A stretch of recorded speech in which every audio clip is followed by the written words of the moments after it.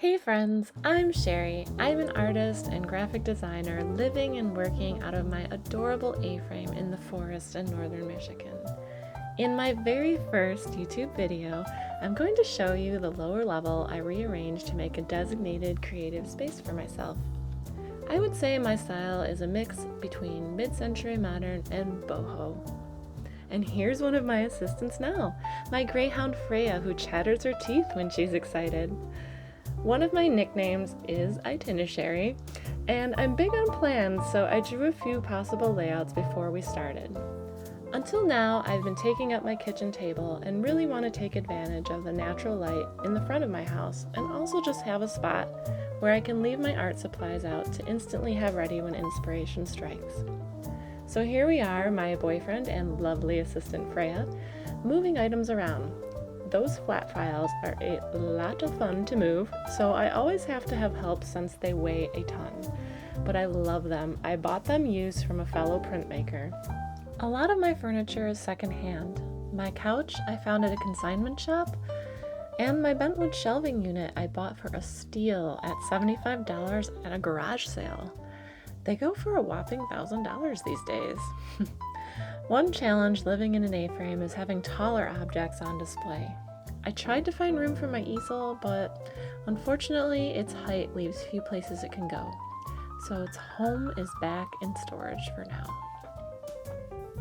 There's something so satisfying about rearranging your space.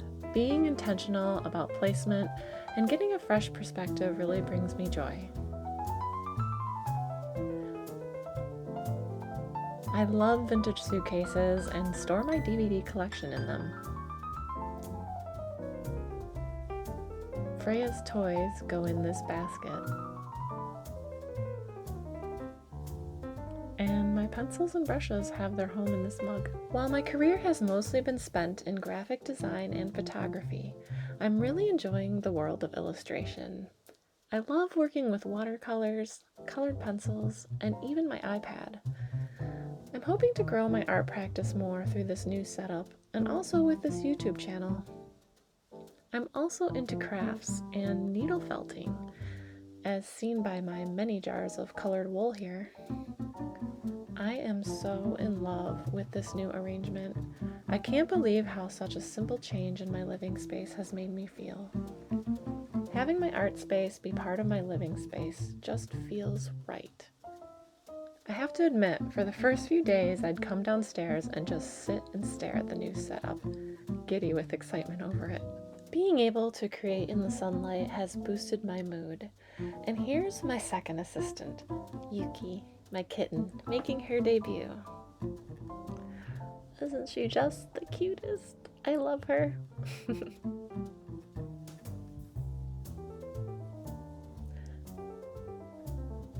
One piece of equipment I love is my iPad stand. It really helps my posture when drawing and prevents any neck strain.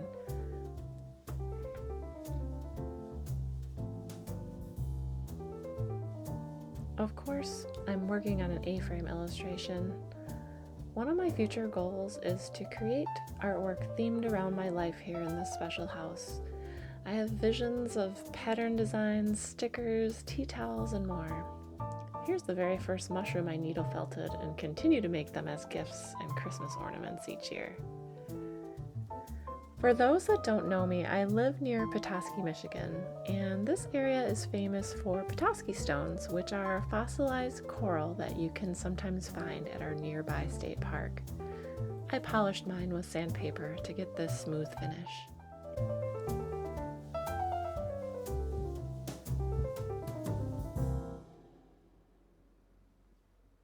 I adore deer, and of course had to have a few on my desk.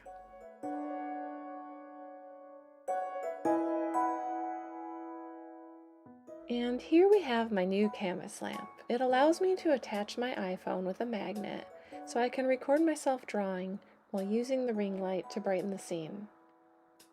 And did you know that greyhounds sleep around 20 hours a day? Well, here's my little 45-mile-an-hour couch potato hard at work again. I love painting with watercolor, and this paint palette shaped like a flower is a favorite of mine to work with. It has a lot of little spots to mix a wide variety of colors. And my mug is from a trip to Italy where I visited Cinque Terre, and I often find feathers in my yard since I live in the forest, and this large turkey feather was a delight to find one morning. It was so perfect and so big. I just love it.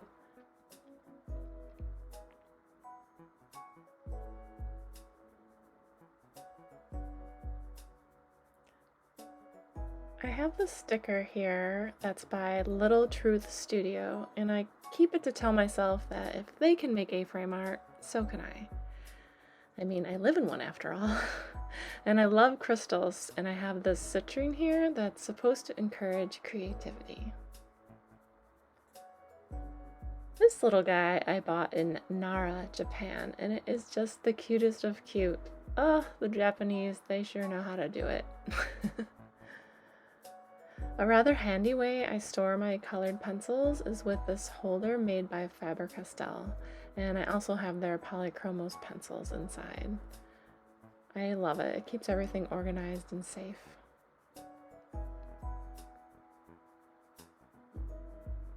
Under my desk, I keep my sketchbooks and paper, as well as some inspirational books.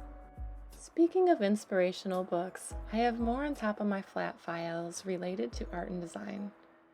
I love this one titled Find Your Artistic Voice by Lisa Congdon. She's an artist who inspires me because she really didn't find her calling or success as an artist till she was over 40.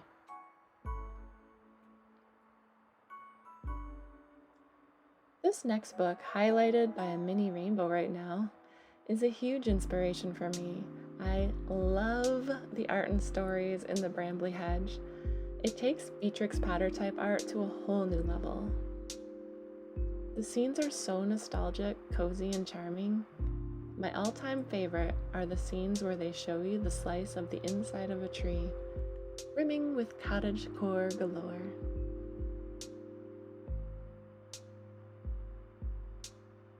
And since I'm a graphic designer, I often reference this logo book by a designer I look up to, James Martin. He has a great personal story of overcoming hardship and becoming a super successful artist.